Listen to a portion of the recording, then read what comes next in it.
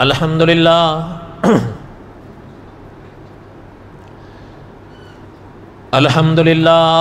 حمدا کثیرا طیبا کما امر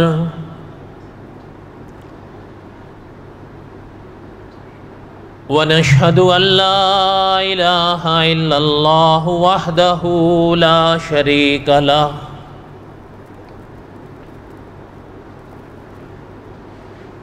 ونشهد ان سیدنا وسندنا ومولانا محمدا عبده ورسوله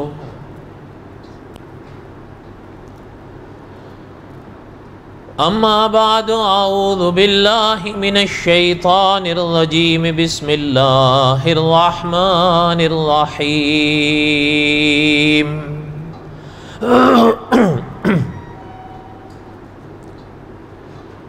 الف لام را تلک آیات الکتاب المبین انا انزلناہ قرآنا عربیا لعلکم تعقلون نحن نقص علیک احسن القصص بما اوحینا الیک ھذا القرآن وَإِن كُنْتَ مِن قَبْلِهِ لَمِنَ الْغَافِلِينَ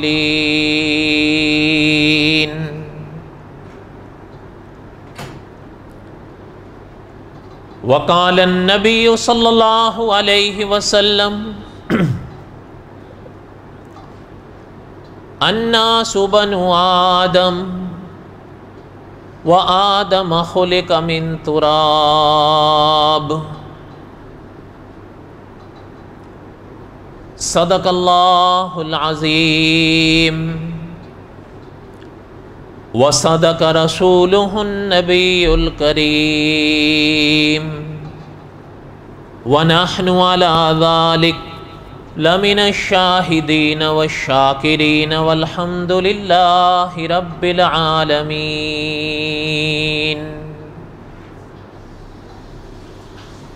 اللہم صلی علی محمد وعلی آل محمد کما صلیت علی ابراہیم وعلی آل ابراہیم انک حمید مجید اللہم بارک علی محمد وعلی آل محمد کما بارکت علی ابراہیم وعلی آل ابراہیم انک حمید مجید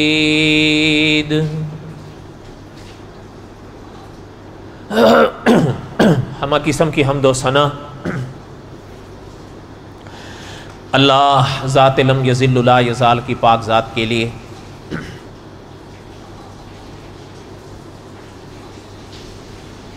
صدق دل سے لا تعداد مرتبہ درود و سلام امام الانبیاء حضرت محمد الرسول اللہ صلی اللہ علیہ وسلم کی پاک ذات کے لیے۔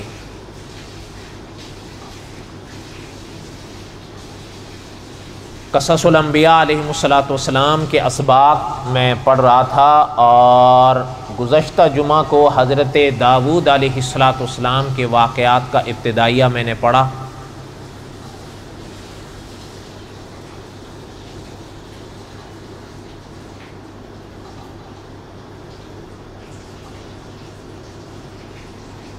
اور میں نے عرض کیا تھا کہ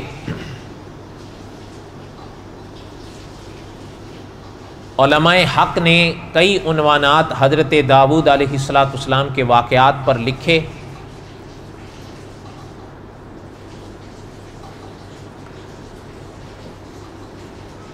اور حضرت کی زندگی میں دو واقعات ایسے پیش آئے جن کو مولانا حفظ الرحمن سیوہاروی رحمۃ اللہ علیہ نے اہم قرار دیا،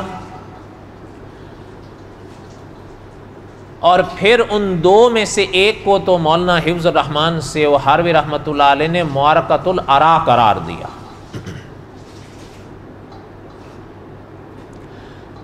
اگرچہ مولانا عبد الرحمان صاحب اور مولانا حفظ الرحمان سے وہ ہاروی رحمۃ اللہ علیہ نے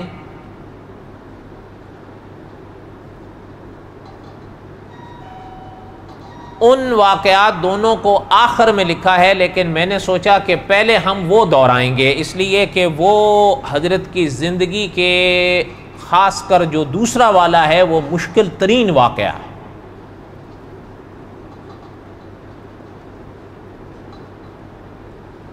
باقی اتنے مشکل نہیں، وہ تو آسان ہیں، تو میرا خیال یہ تھا کہ پہلے مشکل دہرا لیا جائے، آسان کو بعد میں دہرائیں گے انشاءاللہ۔ اسی حوالے سے چند باتیں ابتدا کی میں نے گزشتہ جمعہ عرض کی تھیں۔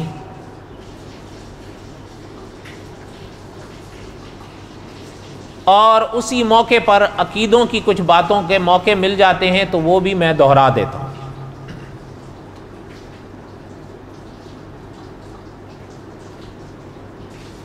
جہاں گزشتہ جمعہ بات چھوٹی تھی وہیں سے آج کی بات کو سنیں۔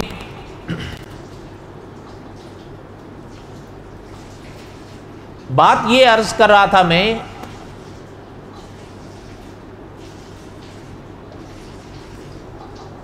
کہ اللہ تعالیٰ کا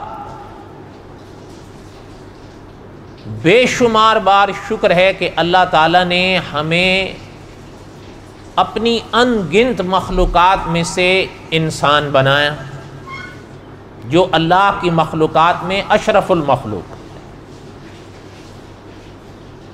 ایک بات۔ دوسری بات یہ ہے کہ اللہ تعالیٰ کا بے شمار بار شکر ہے کہ اللہ تعالیٰ نے ہمیں انسانوں کے ساتھ ساتھ انسان کے ساتھ ساتھ اللہ تعالیٰ نے ہمیں مسلمان بنایا، کہ اللہ تعالیٰ نے ایمان کی توفیق نصیب فرمائی۔ ایمان کی توفیق اللہ تعالیٰ کی طرف سے نہ ہو تو اللہ نہ کرے پھر کوئی حاصل نہیں کر سکتا۔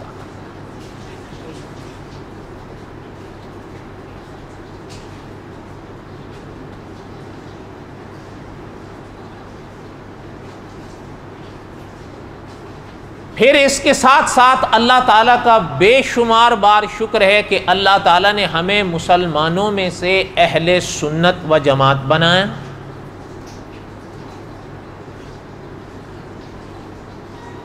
اس لیے انسان مسلمان یا اہل سنت و جماعت عقیدوں سے بنتا ہے، یہ بات یاد رہے۔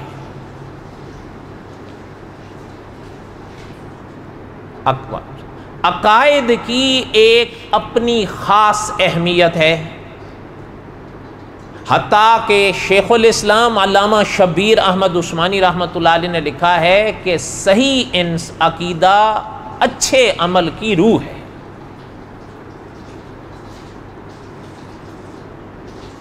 اچھا، پھر اس کے ساتھ ساتھ ایک یہ بات بھی ذہن میں بٹھا لیں آپ کہ اللہ نہ کرے اگر کوئی شخص عقائد کا منکر ہوتا ہے اسلام کے دائرے سے نکلے گا، اور اللہ نہ کرے اگر کوئی ایسے عقیدوں کا انکار کرتا ہے جو اہل سنت و جماعت کے عقیدے ہیں تو اہل سنت کے دائرے سے نکلے گا۔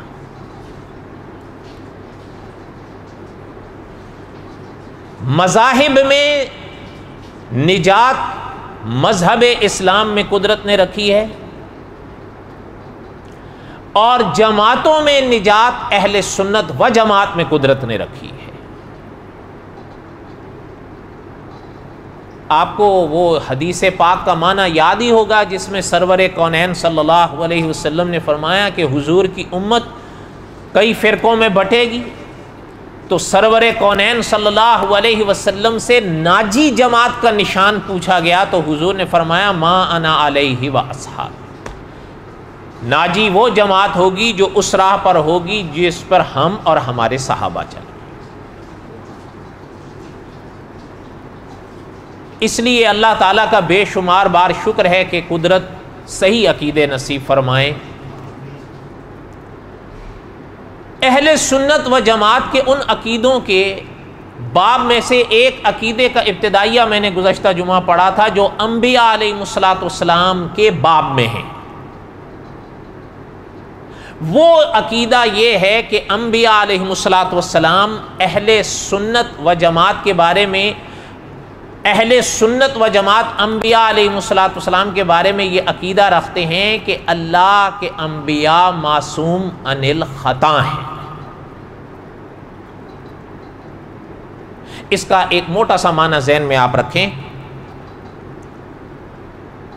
اصل میں یہ تمہید آپ سمجھیں جو واقعہ آگے میں بیان کرنے چلا ہوں، جس کے بارے میں نے عرض کیا نا کہ مولانا حفظ الرحمان سیوہاروی رحمۃ اللہ علیہ نے لکھا ہے کہ حضرت داؤد علیہ السلام کے واقعات میں وہ معرکۃ العراء مسئلہ ہے، لیکن وہ پڑھنے سے پہلے آپ اپنے اس عقیدے کو تازہ کریں۔ وہ اللہ توفیق دیں گے تو انشاءاللہ پڑھ ہی لیں گے، لیکن پہلے اس عقیدے کو ذہن میں رکھیں کہ جو اللہ کے نبی اور رسول ہوتے ہیں وہ معصوم عن الخطا ہوتے ہیں۔ یہ اہل سنت کا عقیدہ ہے۔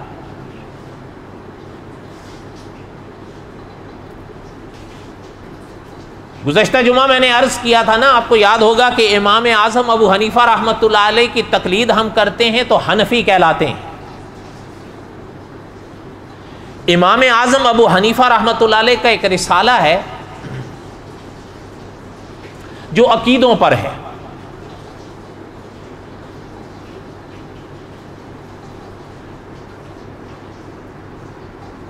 اس رسالے میں جو رسالت کا باب ہے، امام اعظم ابو حنیفہ رحمۃ اللہ علیہ نے اس میں لکھا کہ الانبیاء علیہم السلام کلہم منزہون عن الصغائر والکبائر۔ یہ عبارت ہے حضرت کی، اگر تھوڑا سا آپ غور فرمائیں تو سمجھ میں آ جائے گی۔ آپ نے سن رکھا ہوگا یا پڑھ رکھا ہوگا، گناہوں کی دو قسمیں کی جاتی ہیں نا، ایک گناہ کبیرہ کہلاتے ہیں اور دوسرے گناہ صغیرہ کہلاتے ہیں۔ جو گناہ بڑے کہلاتے ہیں ان کو کبیرہ کہا جاتا ہے، اور جو چھوٹے کہلاتے ہیں ان کو صغیرہ کہا جاتا ہے۔ اب اس عبارت پر آپ غور کریں تو آپ کو صاف سمجھ میں آئے گا کہ امام اعظم ابو حنیفہ رحمۃ اللہ علیہ فرماتے ہیں کہ الانبیاء علیہم السلام، اس لفظ میں انبیاء علیہم السلام آ گئے، آگے لفظ آ رہا ہے کلہم۔ کیا معنی؟ حضرت آدم سے لے کر حضرت محمد الرسول اللہ تک صلی اللہ علیہ وسلم، تمام کے تمام اللہ کے نبی اور رسول منزہون، پاک ہیں، عن الصغائر والکبائر، صغیروں سے بھی اور کبیروں سے بھی۔ اچھا، ایک اور چیز بھی ذہن میں رکھیں۔ ایک تو یہ جملہ ہے نا کہ کبیرہ اور صغیرہ دونوں گناہوں سے انبیاء پاک ہوتے ہیں۔ اس کے ساتھ علماء نے ایک اور شق کا بھی اضافہ کیا ہے کہ جہاں انبیاء علیہ السلام کبیرہ اور صغیرہ گناہوں سے پاک ہوتے ہیں، یہ بھی یاد رہے کہ انبیاء کا تصور، انبیاء کا دل، انبیاء کا دماغ تک ان گناہوں کے تصور سے پاک ہوتا ہے۔ اس کی وجہ یہ ہے کہ علماء عقائد نے لکھا ہے کہ انبیاء اللہ کا انتخاب ہوتے ہیں۔ اگر اللہ نہ کریں اگر خدا کے انبیاء سے گناہ ہوں تو پھر جو دین ہے، جو مذہب ہے، اسے امن اٹھ جائے گا۔ ایک بات۔ دوسری بات مولانا ادریس کاندلوی رحمۃ اللہ علیہ نے لکھی ہے کہ اللہ نہ کرے اگر انبیاء علیہ السلام سے گناہ ہوتا یا گناہ ہو سکتا تو اللہ تعالیٰ کبھی بھی مطلقاً انبیاء کی اتباع اور متابعت کا حکم نہ دیتے۔ مطلقاً اللہ تعالیٰ نے انبیاء کی متابعت اور اتباع کا حکم دیا ہے کہ ان کے پیچھے چلو۔ پتہ چلتا ہے جن کے پیچھے چلنے کے لیے قدرت حکم دے رہی ہے، پھر وہ کبیرہ اور صغیرہ کی راہوں میں نہیں جاتے، وہ پھر صراط مستقیم پر ہی رہتے ہیں۔ یہاں تک بات سمجھ آئی؟ اللہ کے انبیاء ہر گناہ سے معصوم ہیں، چاہے بڑا ہے اور چاہے چھوٹا ہے۔ یہ عقیدے کی بات ہے، اور شان ہے اللہ کی کہ اس بات کو امام اعظم ابو حنیفہ رحمۃ اللہ علیہ نے لکھا ہے۔ میں نے عرض کیا نا کہ محترم نے عقیدوں پر ایک رسالہ لکھا تھا، یہ عبارت اس میں ہے۔ ایک بات تو یہ، دوسری بات یہ ہے کہ علامہ خالد محمود صاحب رحمۃ اللہ علیہ انہوں نے لکھا ہے، کبھی کبھی ایک سوال پیدا ہوتا ہے نا کہ کبھی کوئی ایسی بات میں اور آپ ممکن ہے پڑھیں تو ہمارے ذہن میں کوئی خلش جنم لے. مثلا اللہ تعالیٰ اپنا ہمیں حضرت آدم علیہ السلام کے نقش قدم پر چلنے کی توفیق دیں. حضرت آدم کے واقعات پڑھیں تو سب درخت کے واقعے کو پڑھتے ہیں یا سناتے ہیں، تو ذہن میں ایک بات آنے لگتی ہے کہ اللہ تعالیٰ نے حکماً فرمایا تھا لا تقربا ہذہ الشجرہ. تو پھر ہمارے ذہن میں آنے لگتا ہے کہ جب ہمارے عقیدوں میں یہ باتیں لکھی گئی ہیں کہ انبیاء علیہ السلام صغائر کبائر سے پاک ہیں، تو حضرت آدم کیسے چلے گئے؟ یا حضرت نوح علیہ السلام نے جب اپنے بیٹے کی نجات یا بخشش کے لیے دعا مانگی تھی، تو اس وقت کو واقعہ جب ہم پڑھتے ہیں تو ہمیں یہ خیال آنے لگتا ہے کہ انبیاء علیہ السلام جب معصوم ہیں تو مشرک بیٹے کے لیے یا کافر بیٹے کے لیے حضرت نوح نے دعا کیسے کر لی جبکہ اللہ تعالیٰ نے فرما دیا تھا؟ یا پھر حضرت ابراہیم علیہ السلام کے واقعات کو ہم پڑھتے ہیں تو یعنی حضرت ابراہیم علیہ السلام کے واقعات کے بارے میں ایک لفظ ملتا ہے، اور یہ بھی یاد رہے یہ لفظ کوئی تاریخی نہیں حدیثی ہے کہ حضرت ابراہیم علیہ السلام نے کبھی بھی کذبات نہیں اختیار کیے، ہاں الا مگر 3 مقامات پر. تو جب ہم پڑھتے ہیں تو ہم حیران ہونے لگے یہ کیسے ہو گیا. اچھا، اور یہ بھی چیز یاد رہے کہ کذبات ثلاثہ والا جو مسئلہ ہے حضرت ابراہیم کا، یہ بخاری شریف میں ہے. ایک تو ہے نا کہ اللہ نہ یعنی کوئی تاریخی جملہ ہو یا تاریخ میں ہو تو آدمی چلیں اس پہ اتنا دھیان نہیں بھی دیتا. اب یہ بخاری شریف میں ہے، اور آپ نے تو ممکن ہے سنا ہو کہ ایک محاورہ ہے نا، کہا جاتا ہے کہ کلام پاک کے بعد اگر اس دھرتی پر کوئی سچی کتاب ہے تو وہ بخاری شریف. تو یہ کذبات ثلاثہ والا مسئلہ بخاری شریف میں ہے. اچھا، اسی طرح اپنا آگے چلتے ہوئے اگر ہم جائیں نا کہ حضرت اپنا یوسف علیہ السلام کے واقعات میں آتا ہے کہ وَلَقَدْ هَمَّتْ بِهِ وَهَمَّ بِهَا، ہم کا مسئلہ حضرت زلیخا کے ہاں بھی آیا اور ہم کا مسئلہ حضرت یوسف کے ہاں بھی آیا. تو اگر ہم نے تو اب پڑھا یا سنا ہوا ہوتا ہے کہ عقیدوں میں تو یہ چیز پڑھائی گئی ہے کہ انبیاء علیہ السلام پاک ہیں، چاہے صغیرہ ہو چاہے کبیرہ ہو چاہے ان کا تصور بھی ہو. تو وَلَقَدْ هَمَّتْ بِهِ وَهَمَّ بِهَا، ہم ارادہ کرنے کو کہتے ہیں. تو ہم کا لفظ تو حضرت زلیخا کے لیے بھی آ گیا اور حضرت یوسف کے لیے بھی آ گیا، تو پھر معصوم عن الخطا والا مسئلہ کیسے رہا؟ یا اسی طرح ہم چلتے ہوئے اب جو حضرت اپنا موسیٰ علیہ السلام کے واقعات کو ہم نے تفصیلات سے پڑھا، آپ نے پڑھ رکھا ہے، سن رکھا ہے کہ 2 شخص حضرت کے سامنے لڑ رہے تھے اور حضرت نے ان کو چھڑایا تھا. جب ایک الجھنے لگا تو حضرت نے اس کو جو ایک گھونسا دیا تو وہ قتل انسانی والا مسئلہ ہے. تو پھر جب ہم یہ پڑھتے اور ہمیں پڑھایا جاتا ہے کہ انبیاء علیہ السلام معصوم عن الخطا ہیں، چاہے صغائر ہوں کبائر ہوں، تو پھر یہ کیا ہے؟ یہ تو قتل انسانی ہے. یا اسی طرح اب ہم حضرت داؤد علیہ السلام کے واقعات پڑھنے جا رہے ہیں تو جس واقعے کو مولانا حفظ الرحمان سیوہروی رحمۃ اللہ علیہ نے معرکۃ الارا مسئلہ ٹھہرایا ہے، وہ بھی اگر ظاہر میں طور پر پڑھیں تو کوئی چیزیں ذہن میں آنے لگتی ہیں. اور پھر اللہ تعالیٰ حفاظت فرمائے، باقی جو ستیہ ناس ہمارے دل دماغوں کا کیا وہ اسرائیلیات نے کر دی. یہ بات یاد رہے، ہمارا تو یہ عقیدہ ہے نا. میں نے ابھی امام اعظم ابو حنیفہ رحمۃ اللہ علیہ کی اس عبارت کو پڑھا ہے کہ محترم فرماتے ہیں الانبیاء علیہم السلام کلہم، سارے آ گئے نا انبیاء، منزہون عن الصغائر والکبائر. یہ تو ہمارا عقیدہ ہے. لیکن جو اہل کتاب ہیں ان کے ہاں یہ عقیدہ نہیں ہے. ان کے ہاں انبیاء علیہ السلام معصوم عن الخطا نہیں ہیں.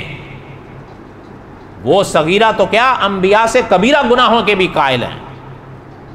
اس کی ایک وجہ ان کو پڑھنے سے پتہ چلتا ہے کہ ان کے نزدیک جس طرح انبیاء کے لیے کھانا پینا سونا ضروری ہے، اسی طرح ان کے نزدیک انبیاء سے گناہ ہونا بھی ضروری ہے. نقل کفر نباشت. اچھا میں آپ سے پوچھتا ہوں، انبیاء علیہ السلام کے لیے کھانا اور پینا ضروری ہے نا؟ ضرورت ہے انسان کی.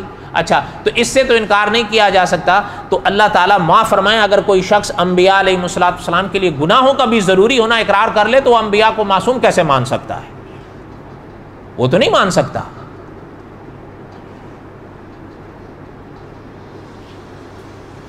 اب یہ جو واقعات ہیں انبیاء علیہ السلام کے بارے میں، یاد رہے ایک بات ذہن میں اصولی رکھ لو. انبیاء علیہ السلام کے بارے میں علامہ خالد محمود صاحب رحمۃ اللہ علیہ نے لکھا ہے، یاد رہے جب انبیاء علیہ السلام کے لیے ذم یا ذنوب کا لفظ استعمال ہو تو ہم یہ دیکھیں گے کہ اس لفظ کے بعد اللہ کے نبی کا اگر تذکرہ آ رہا ہے تو اس لفظ کو ہم ظاہر سے پھیریں گے. یہ عقیدے کا تقاضا ہے. ہاں انبیاء علیہ السلام سے کبیرہ اور صغیرہ ہونا ناممکن ہے، سوال ہی نہیں پیدا ہوتا. باقی یہ جو واقعات ہیں ان کے واقعات یا ان کی تشریحات اپنے اپنے مواقع پر میں نے کر دی تھیں، جیسے حضرت آدم، حضرت نوح، حضرت یوسف، حضرت ابراہیم، حضرت موسیٰ علیہ السلام. ان کے ان واقعات کا یہ سارا خلاصہ جہاں جہاں وہ باتیں یا واقعات ہوئے ان کے جوابات میں نے دے دیے تھے. وہ یاد رہے، یہ اس کا اصول آپ اپنے ذہن میں رکھیں اس بات کا کہ علامہ خالد محمود صاحب رحمۃ اللہ علیہ نے لکھا ہے انبیاء علیہ السلام کے لیے جہاں یہ لفظ آ رہا ہو وہ اپنے ظاہری معنی میں نہیں ہوتا، وہ خلاف اولا کے لیے آتا ہے، وہ لغزش کے لیے آتا ہے. کیا معنی؟ علماء نے لکھا ہے انبیاء علیہ السلام گناہوں سے معصوم عن الخطا ہیں. ہاں لغزش انبیاء سے ہو جاتی ہے، لیکن یہ بھی یاد رہے لغزش اگر ہو بھی جائے تو انبیاء علیہ السلام کو لغزش پہ باقی نہیں رکھا جاتا. اس کو کہتے ہیں بقا علی الخطا، اس پہ بھی قدرت انبیاء کو نہیں رہنے دیتی. اس لیے انبیاء علیہ السلام کے باب میں اس طرح کی جو بھی باتیں آئیں، عام طور پر شاید آپ نے سنا ہو حضرت آدم کا جو واقعہ ہے وہ تو زد زبان عام ہے، لیکن جو شخص بھی پڑھنے لگتا ہے تو عام طور پر کہہ نکلتا ہے کہ جی گناہ ہوا. یہ غلط بات ہے. علماء نے لکھا ہے، علامہ خالد محمود صاحب رحمۃ اللہ علیہ، یہ دوسرے حضرات نے، کہ انبیاء علیہ السلام کے بارے میں جب ایسی بات آئے تو کہا کریں لغزش ہوئی ہے. اور لغزش یہ بھی یاد، اچھا لغزش کہتے کس کو ہیں؟ یہ ذہن میں رہے لغزش کہتے کہ لغزش کا معنی یہ ہوتا ہے جس کو کہتے ہیں نا گناہ کا تعلق دل سے ہوتا ہے.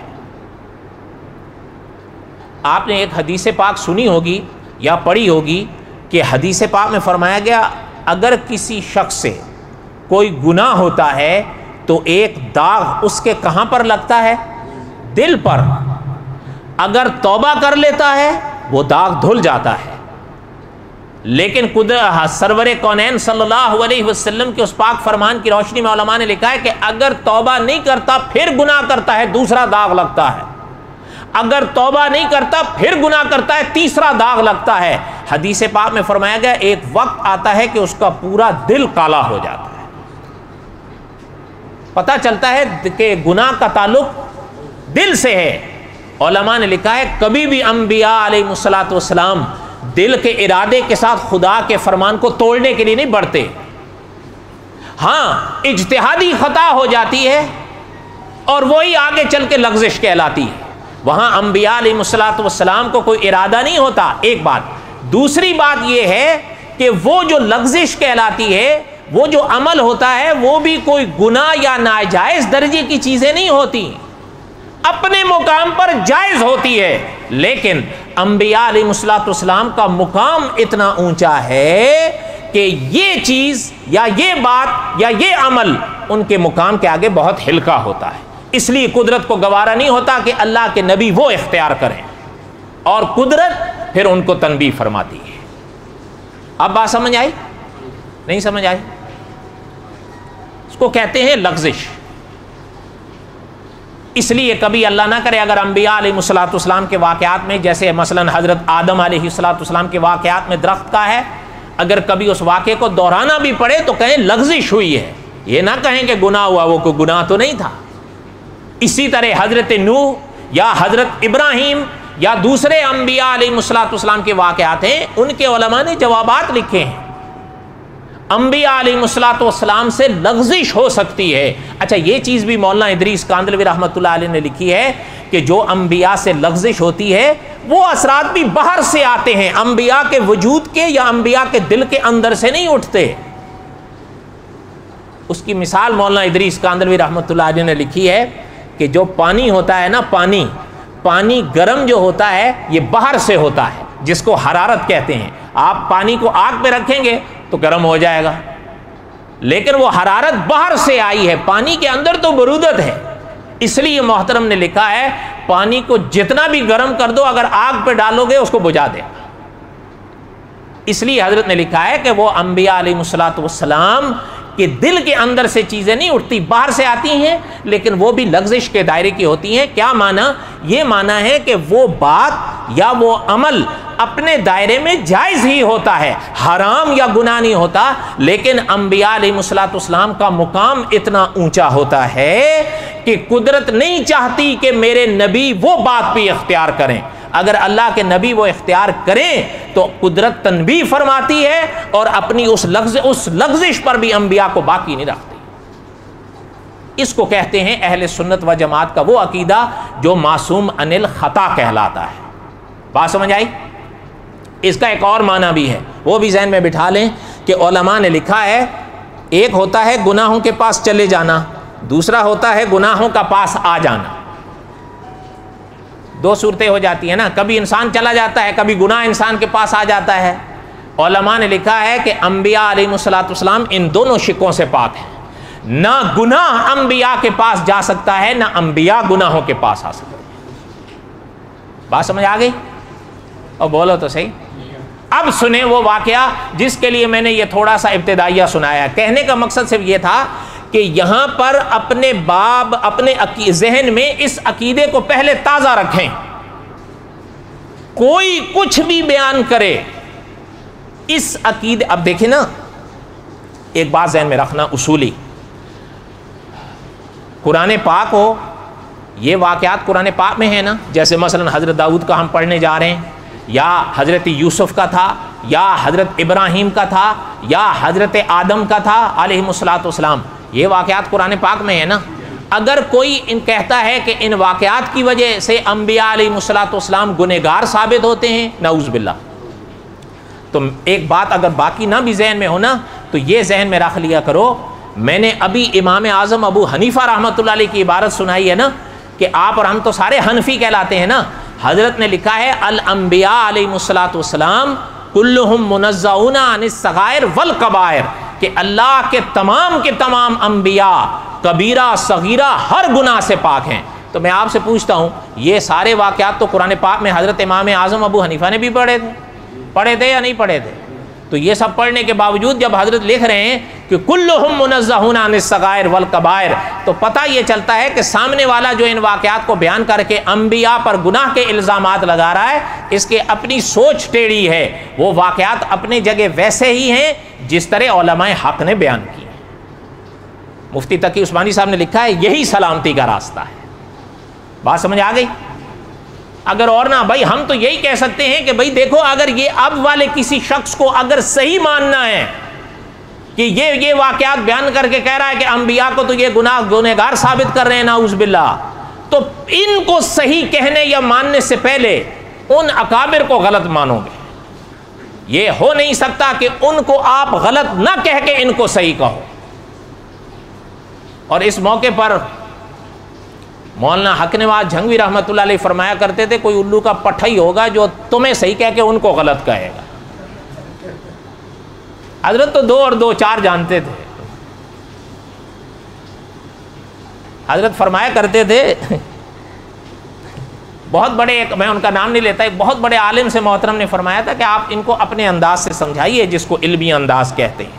ہمیں آپ سے بحث نہیں ہے، لیکن ہم جس مقام پر کھڑے ہیں یہ زبان یہی سمجھتے ہیں، یہ علمی گفتگو نہیں سمجھیں گے. اس لیے محترم فرماتے تھے کہ اگر کوئی آج آ کے یہ کہتا ہے کہ جی انبیاء علیہ الصلوۃ والسلام تو گنہگار تھے، یہ واقعہ نعوذ باللہ، تو محترم اچھا یہ تو ظاہر بات ہے نا کہ پہلے آپ امام اعظم ابو حنیفہ رحمۃ اللہ علیہ کو غلط مانو گے تب اس کو صحیح کہو گے نا، کیونکہ ان سارے واقعات کے قرآن پاک میں موجود ہونے، احادیث طیبہ میں موجود ہونے کے باوجود امام اعظم ابو حنیفہ رحمۃ اللہ علیہ لکھ گئے کہ الانبیاء علیہم الصلاۃ والسلام کلہم منزہون عن الصغائر والکبائر. تو پہلے امام صاحب کو غلط کہیں گے تو ان کو صحیح کہیں گے نا. تو حضرت فرماتے تھے کوئی الو کا پٹھا ہی ہوگا جو تمہیں صحیح کہہ کے ان کو غلط کہے گا. حضرت صحیح فرماتے تھے غلط فرماتے تھے.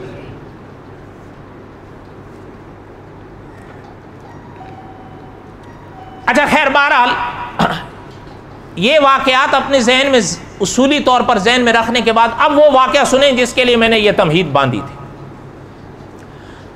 قرآن پاک میں حضرت داؤد علیہ الصلوۃ والسلام کی ایک آزمائش کا تذکرہ ہے. قرآن پاک میں حضرت داؤد علیہ الصلوۃ والسلام کی اس آزمائش کا تذکرہ تو ضرور ہے، لیکن وہ آزمائش تھی کیا، قرآن پاک نے اس کو واضح نہیں فرمایا. اللہ کی مرضیاں ہیں، اللہ کی شان ہے، اللہ کے راز ہیں. اب دیکھیں نا، اللہ تعالیٰ کے پاک کلام کا ایک اپنا اسلوب ہے. حضرت موسیٰ علیہ الصلوۃ والسلام کے واقعات میں حضرت خضر علیہ الصلوۃ والسلام کا کیسا شاندار واقعہ ہے، لیکن پورے قرآن کو پڑھ جائیں وہاں پہ قرآن حضرت خضر کا نام نہیں ہے. اللہ تعالیٰ کی مرضی. اچھا ایک واقعہ آپ دیکھ لیں، سورہ بقرہ میں ہے کہ ایک صاحب سواری پر چل رہے ہیں اور چلتے چلتے بیت المقدس سے گزرتے ہیں اور اجڑی ہوئی بستی دیکھتے ہیں. او کالذی مر علی قریہ وہی خاویۃ علی عروشہا. اتنا عظیم واقعہ ہے قرآن نے جو بیان فرمایا، نام نہیں.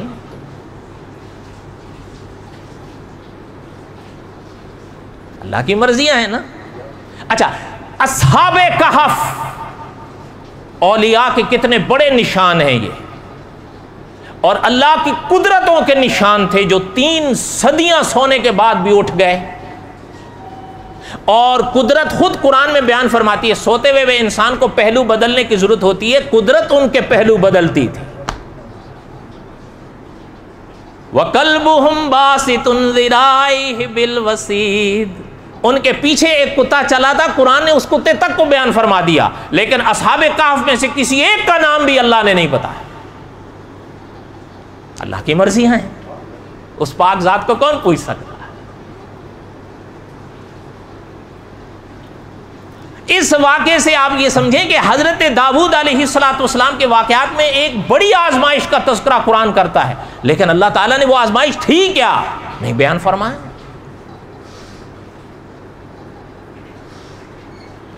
وَهَلْ أَتَاكَ نَبَأُ الْخَصْمِ.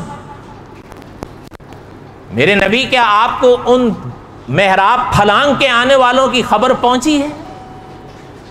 اِذْ تَصَوَّرُوا الْمِحْرَابَ. جب وہ محراب کو پھلانگ کر آئے تھے. علماء نے لکھا ہے 2 تھے. وَهَلْ أَتَاكَ نَبَأُ الْخَصْمِ. میرے نبی آپ کو ان 2 جھگڑالوں کی خبر پہنچی؟ اِذْ تَصَوَّرُوا الْمِحْرَابَ. جب وہ محراب پھلانگ کر آئے تھے. اِذْ دَخَلُوا عَلَى دَاوُودَ. جب حضرت داؤد کے پاس محراب پھلانگ کے داخل ہو گئے. فَفَزِعَ مِنْهُمْ. حضرت داؤد گھبرا گئے، یہ کیا ہے، تو عبادت میں تھے. اب انہوں نے بھی حضرت داؤد کا چہرہ پڑھ لیا. قَالُوا لَا تَخَفْ. وہ کہنے لگے گھبرائیے نہیں. خصمان بغا. ہم 2 جھگڑالو ہیں، زیادتی کی ہے. بعضنا علی بعض. ایک دوسرے پر. فَاحْكُمْ بَيْنَنَا بِالْحَقِّ، ہمارے درمیان میں انصاف کا فیصلہ کر دیجئے، وَلَا تُشْتِتْ، اور زیادتی نہ کیجئے، نظر انداز نہ کیجئے، وَاهْدِنَا إِلَىٰ سَوَاءِ الصِّرَاطِ، اور ہمیں سیدھے راستے کی رہنمائی کر دیجئے۔ إِنَّ هَذَا أَخِي، ان میں سے ایک کہتا ہے یہ میرا بھائی ہے، لَهُ 99 ناجہ، اس کے پاس 99 دمبیاں ہیں، وَلِيَ نَاجَةٌ وَاحِدَةٌ، اور میرے پاس ایک ہی دمبی ہے، فَقَالَ أَكْفِلْنِيهَا، مجھے کہتا ہے وہ بھی مجھے دے دو، وَعَزَّنِي فِي الْخِطَابِ، اور جیسے مال میں مجھ سے بڑھ کر ہے، بول میں بھی مجھ سے بڑھ کر ہے۔ آنے والوں کا ماجرا سمجھ میں آیا؟ بولو۔